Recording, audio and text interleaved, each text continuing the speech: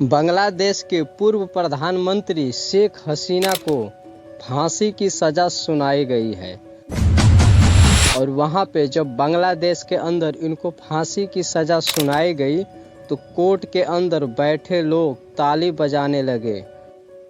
Only one sentence, that is sentence of death. और Dhaka university के लोग वहां बाहर निकलकर मिठाई बांटने लगे।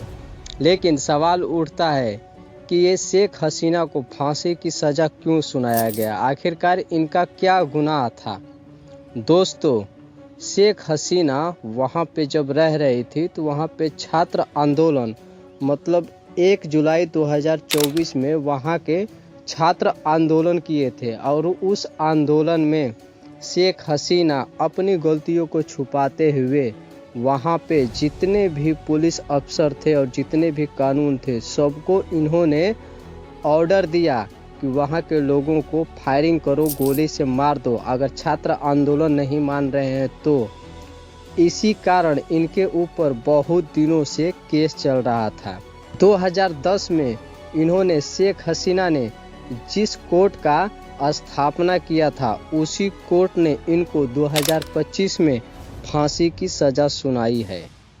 मतलब इनके ऊपर आरोप लगता है कि इन्होंने मानवता को तार-तार किया है, क्योंकि किसी भी देश में अगर लोकतंत्र नहीं रहेगा तो वहाँ का देश नहीं चल सकता है। अगर छात्र आंदोलन कर रहे हैं, नौकरी की मांग कर रहे हैं, जेएनजी अपने हक की लड़ाई लड़ रहा है तो आप ऐसे उनके ऊपर गोली नहीं चलवा सकते हैं, फायरिंग नहीं करवा सकते हैं। 1 जुलाई 2024 में जो छात्र आंदोलन किए थे उसमें हजारों लोग मारे गए थे और इसका आरोप शेख हसीना के ऊपर लगाया गया है। लेकिन 5 अगस्त 2024 से शेख हसीना भारत के अंदर रह रही हैं और ये जब फैसला सुनाया गया है इनको फांसी का तो वहाँ की बांग्लादेश की सरकार इनसे मांग कर रही है कि शेख हसीना को बांग्लादेश के नाम सौंप दिया जाए। लेकिन सवाल उठता है कि भारत ऐसा करेगा? अगर भारत ऐसा नहीं करता है, शेख हसीना को बांग्लादेश के नाम पे नहीं सौंपता है तो भारत और बांग्लादेश के रिश्ते खराब हो सकते हैं।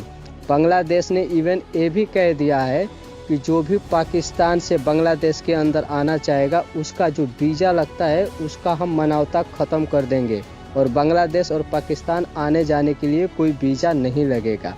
तो शेख हसीना के ऊपर यही आरोप लगा है कि उन्होंने मानवता को अपने हाथ में ले लिया और छात्र आंदोलन जब कर रहे थे तो वहाँ पे गोली फायरिंग कराई, जिसकी वजह से वहाँ के छात्र हजार की संख्या में वहाँ मारे गए। और शेख हसीना को जब ये फांसी की सज़ा सुनाई गई है तो जिन छात्रों के माता पिता हैं उनके अंदर बहुत खुशी का माहौल है और मिठाई बांट रहे हैं और ये सोच रहे हैं कि इनको फांसी के सज़ा पे लटकाया जाए।